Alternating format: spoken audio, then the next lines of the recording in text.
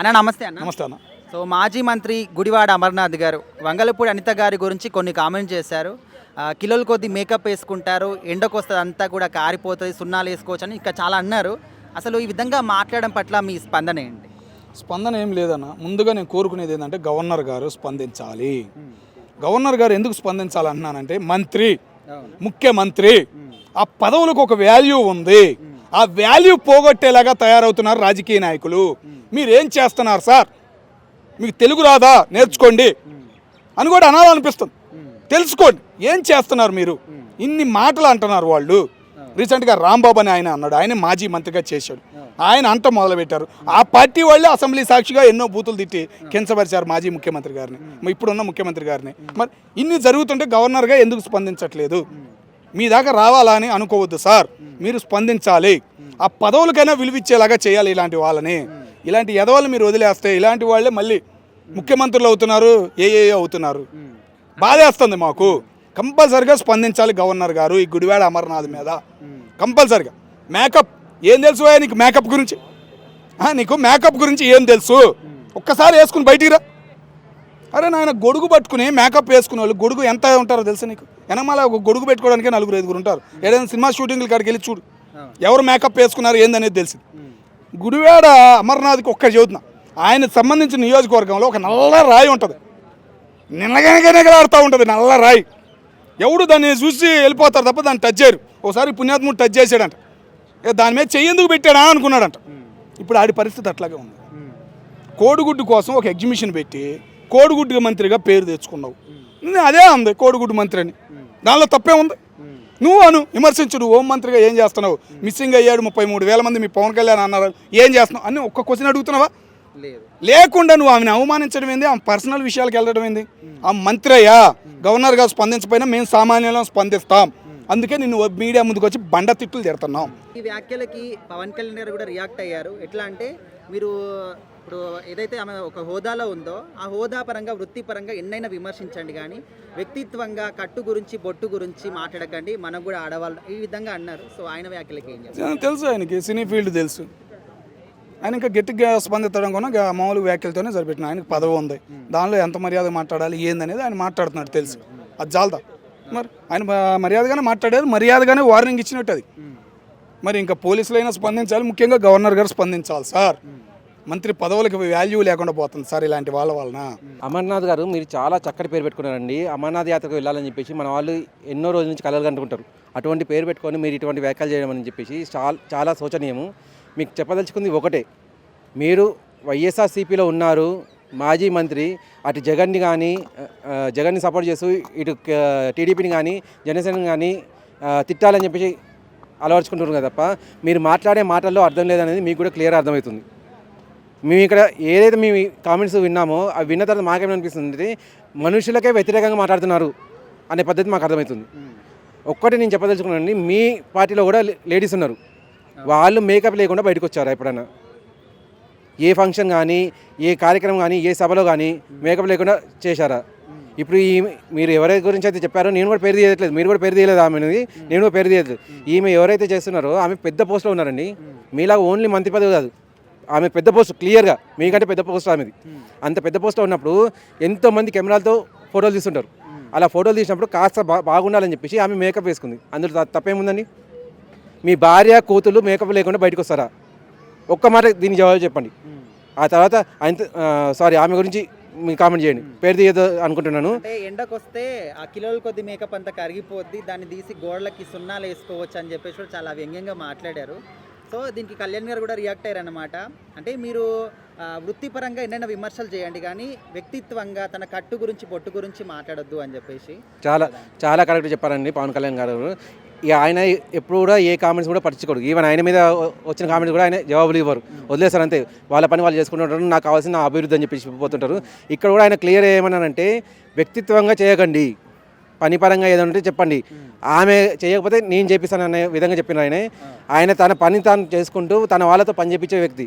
తను ఇంతకుముందు కూడా ఒక కామెంట్ చేశారు క్లియర్గా, నా వాళ్ళు తప్పు చేస్తే నేనే శిక్షిస్తా, నేనే బయటికి పంపించేస్తా వాళ్ళని చెప్పేసి. అటువంటి కామెంట్స్ ఏమైనా చేయండి, ఆయన దగ్గర అటువంటి వెళ్ళేటట్టు చేయండి. కానీ ఇటువంటి వాటి గురించి కామెంట్ చేసి ఆయన టైం ఎందుకు వేస్ట్ చేస్తున్నారు? మీరు ఎలా ఖాళీగా ఉన్నారు, ఆయన అయితే ఖాళీగా లేరు కదా. ఆయన ఇంకా చేయాల్సిన చాలా ఉన్నాయి. మొన్న మధ్యనే ఢిల్లీకి పోయేసి సభ పెట్టుకొని వచ్చారు. అటువంటి అన్ని చేసే పెద్ద మనిషిని మీరు టైం వేస్ట్ చేపిస్తున్నారంటే మా రాష్ట్రం ఏదైతే బాగుపడాలని చెప్పి మేము అనుకుంటున్నామో దాన్ని కూడా ఎంతో కొంత సమయాన్ని వేస్ట్ చేసేసి కుంటుపరిచేలా మీ వ్యాఖ్యలు ఉంటున్నాయి. ఖచ్చితంగా గుడివాడ అమర్నాథ్ గారికి నా విన్నపము, అలాగే నా వార్నింగ్. ఈ రోజున మంగళపూడి అనిత గారు మేకప్ వేసుకుంటే మీకేం పోయింది, వేసుకోకపోతే మీకేం పోయింది, మీరు ఇస్తారా డబ్బులు? అమర్నాథ్ గారికి అడుగుతున్నాను నేను, మీరు ఇస్తారా డబ్బులు? పాపం ఆడపిల్ల, అట్లా మాట్లాడతావు నువ్వు? కారిపోద్ది, చెమటకి కారిపోద్ది, ఎండకు కారిపోతే ఆమె ఇష్టము, నీకేం బాధ? అదంతా తీసి ఇంటికి సున్నం వేసుకోవచ్చు. సున్నం వేసుకుంటుందా, ముఖానికి సున్నం వేసుకుంటుందా? ఆయనకి అవసరం లేదు కదా. తప్పు కదా ఆ మాట అనడము? తప్పా రైటా? తప్పే కదా. అలాంటప్పుడు అమర్నాథ్ గారు కూడా చెప్తాను నేను, ఏమండి అమర్నాథ్ గారు రాజకీయాల్లో ఉన్నారు, మీరు ఓడిపోయినప్పుడు కూడా బుద్ధి జ్ఞానం ఉండాలా. ఈరోజు నాకు ఆడపిల్లకి మీరు ఆ మేకప్ పట్ల మాట్లాడుతుంటే ఆశ్వాస్పదంగా ఉంది. అంటే దానికి కూడా వాళ్ళు సమాధానం చెప్తున్నారు. ఇప్పుడు మేము అన్నందుకు మీ కోపం వస్తుంది, కానీ మీరు కూడా రోజా గారిని రకరకాలుగా అంటూ ఉంటారు కదా, మరి అప్పుడు మీకు గుర్తుకు రాలేదా అని చెప్పేసి. అమర్నాథ్ గారికి నేను ఇదే అడుగుతున్నా, ఒక మాట సూటిగా అడుగుతున్నా అమర్నాథ్ గారికి. రోజా గారు లెక్క వంగలపూడి అనిత గారు ఏ పొద్దుకొద్ది అసభ్యకరమైన పదాలు మాట్లాడలేదు. రోజా గారు చాలా సంబర్ధాల్లో మరి మా రోజా గారు, మేము రోజా గారు అంతాను నేను, మా రోజా గారు అంతాను నేను. ఎందుకంటే కనుక చాలా సంబర్ధాల్లో పెద్ద వ్యక్తులకు కూడా తిట్టిన సంబర్ధాలు రోజా గారు ఉన్నాయి. అనగాని అమర్నాథ్ గారు కూడా చెప్తాను, మీ రోజా గారు లెక్క మరి ఈ రోజున వంగలపూడి అనిత గారు కూడా ఏ రోజు కూడా అసభ్యకరమైన పదాలు మాట్లాడలేదు. అది మీరు గమనిస్తే కనుక బాగుంటుందని అమర్నాథ్ గారు. ఒక రాష్ట్ర హోమ్ మినిస్టర్ అనిత గారిని అనటం మాత్రం చాలా రాంగ్. ఆ విషయంలో మాత్రం తీవ్రంగా ఖండిస్తున్నాం. అది ఎవరవనే కానీ ఏదవనే కానీ ఎన్డీఏ గవర్నమెంట్లో భాగస్వామి, ఒక దళిత మహిళ, ఒక చిన్నప్పటి నుంచి కూడా పొలిటికల్గా ఆవిడ కష్టపడి పైకి వచ్చింది. ఈరోజు ఆ కష్టాన్ని గుర్తించి టీడీపీ గవర్నమెంట్ చంద్రబాబు నాయుడు గారికి అనిత గారికి హోమ్ మినిస్టర్ ఇవ్వడం జరిగింది. అట్లాంటి ఆవిడని పట్టుకుని ఈ అమర్నాథ్ అనేవాడికి నోటి దోల ఎక్కువ. వీడికి ఫస్ట్ నుంచి అంతే. వీడి శాఖ ఒకటి శుభ్రంగా చేసుకోవాలి. గతంలో ఐటీ శాఖ ఒకటి ఉండేది ఎదవకి. నేను చాలా రెస్పెక్ట్గా మాట్లాడతాను, కానీ ఒక దళిత మహిళ అయ్యుండి, మహిళా మూర్తి అయ్యుండి ఆవిడని నువ్వు మేకప్ గురించి మాట్లాడావంటే నేను అరే సొరే అనాల్సి వస్తుందిరా. ఎందుకంటే దీనికి వాళ్ళు కూడా ఒక మాట అంటున్నారు. ఇప్పుడు అనిత గారిని అన్నప్పుడు మీరు అందరూ కూడా రియాక్ట్ అవుతున్నారు. మరి ఒకప్పుడు రోజా గారిని, రజనీ గారిని మీ వాళ్ళు కూడా చాలా మాట్లాడినారు. అప్పుడు మీకు ఒక ఆడపిల్ల అని చెప్పేసి గుర్తుకు రాలేదా అంటున్నారు. దానికి ఏం చెప్తారు? ఇప్పుడు రోజా అని పవన్ కళ్యాణ్ గారు అన్నారు అంటే దానికి ఒక రీజన్ ఉంది.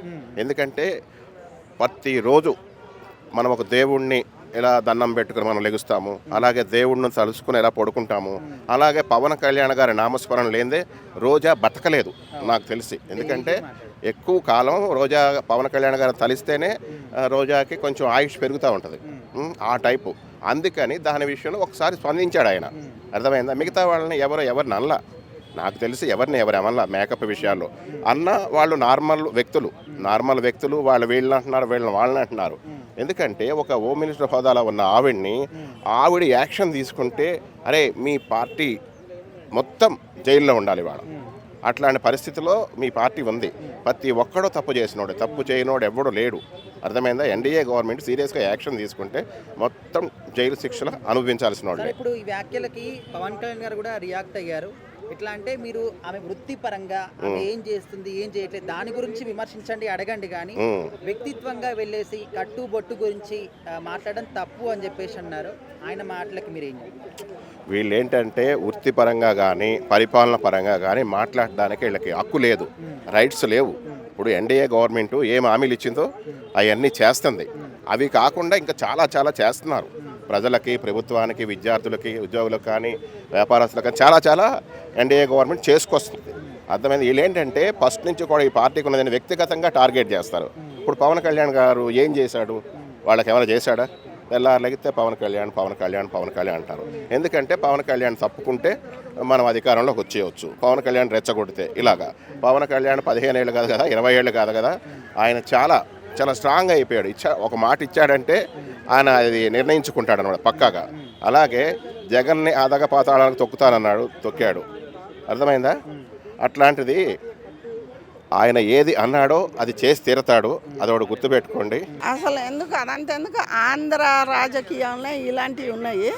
ఎందుకంటే ఆంధ్ర రాజకీయాల్లో తిట్టుకోవటం మనకు కూడా మన దాకా బాకింది. అది ఏందో కానీ వంగలపూడి అనిత గారు ఆమె ఎంతవరకు అంతవరకే ఉంటుందామా అసలు. ఎందుకంటే ఆమె కట్టుబొట్టు కానీ ఏదో కానీ బాగుంటుంది, కానీ ఒక ఆడపిల్లని అట్ట కించపరచకూడదు కదా.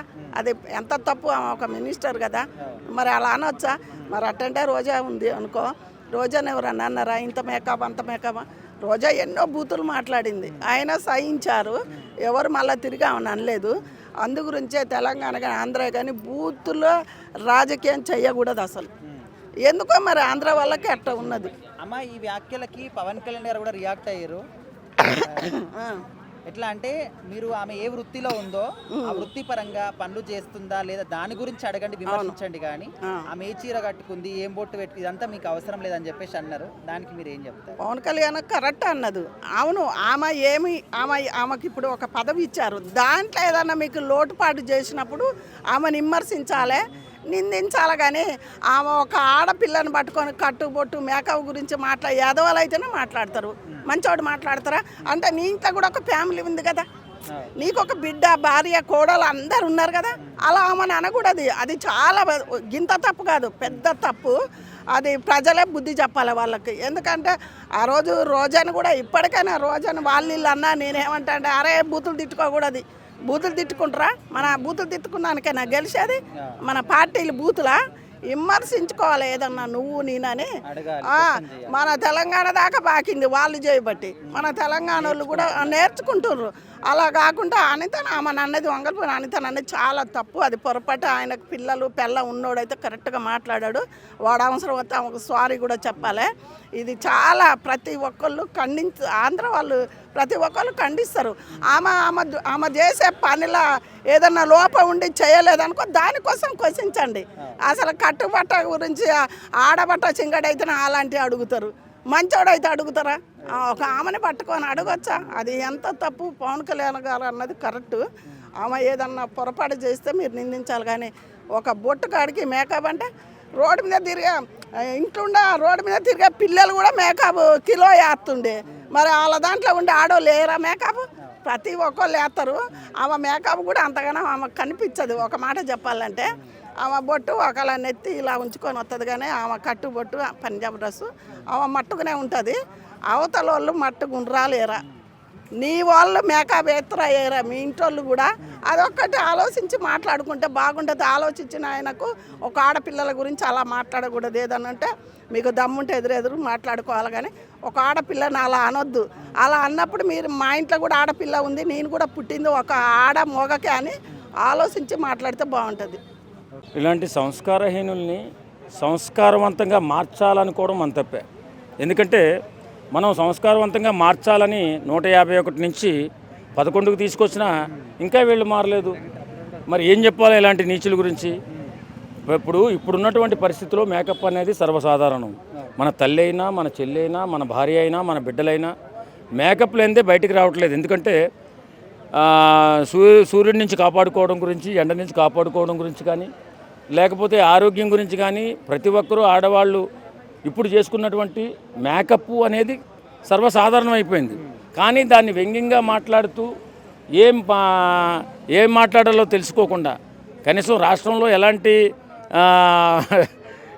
ఎలాంటి అవసరం లేదు రాష్ట్రానికి, ఇంక మేకప్ గురించే మాట్లాడాలనేటటువంటి ఉద్దేశంతో గుడివాడ అమర్నాథ్ గారిని మాట్లాడిన మాట 100% తప్పండి. ఎందుకంటే బాధ్యత ఉండాలి. మళ్ళాంటి వాళ్ళకి బాధ్యత లేకపోయినా పర్లేదు, ఏమైనా మాట్లాడచ్చు. కానీ ఒక నాయకుడిగా కానీ ఒక సెలబ్రిటీగా ఉన్న వ్యక్తులు ఒళ్ళు దగ్గర పెట్టుకుని మాట్లాడితే బాగుంటుంది. నాయకుడిని ఏమంటున్నారంటే ఇప్పుడు మీకు అనిత గారిని అన్నప్పుడు రోషం వస్తుంది. ఇంతకుముందు రజనీ గారిని, రోజా గారిని ఉద్దేశించి చాలా సందర్భాల్లో మీరు మాట్లాడారు. అప్పుడు వాళ్ళు ఆడపిల్లలను మీకు గుర్తుకు రాలేదా అని అంటున్నారు. దానికి ఏం చెప్తారు? ఎందుకు మాట్లాడలేదు? ఆడపిల్లల్ని, ఆడబిడ్డల్ని ఎప్పుడు మాట్లాడినా మాలాంటి వాళ్ళు ఎప్పుడు మాట్లాడుతూనే ఉన్నారు. అది సంస్కారం కాదురా. అన్ని రంగాల్లో మనతో పాటు సమానంగా ఉండాలి, అన్ని రంగాల్లో దూసుకెళ్ళాలని చెప్పి మనం మాట్లాడుతూనే ఉన్నాం కదా. అంటే వాడు వినుండు. ఇప్పుడు ఎవడైతే మాట్లాడాడో వాడు వినలేదన్నమాట నాకు తెలిసి. నిజంగా ఇప్పుడు ఆడవాళ్ళు ఇప్పుడిప్పుడే అన్ని రంగాల్లో ముందుకు వస్తున్నారు, మనలో సగభాగంగా ముందుకు దూసుకెళ్తున్నారు, అన్ని బాధ్యతలు తీసుకుంటున్నారు. వాస్తవంగా చెప్పాలంటే ఒకప్పుడు 1940లో ఉండిపోయినట్టున్నారు. ఇంకా ఆడవాళ్ళు బయటికి రాకూడదు, మేకప్ వేసుకోకూడదు, ఇలాంటి భావజాలం వైసీపీ నాయకుల్లో ఎక్కువగా ఉంది. కాబట్టి ఆడవాళ్ళని చాలా తక్కువ చేసి మాట్లాడడం, సంస్కారం లేకుండా మాట్లాడడం, సన్నాసులుగా మారిపోవడం జరుగుతుంది.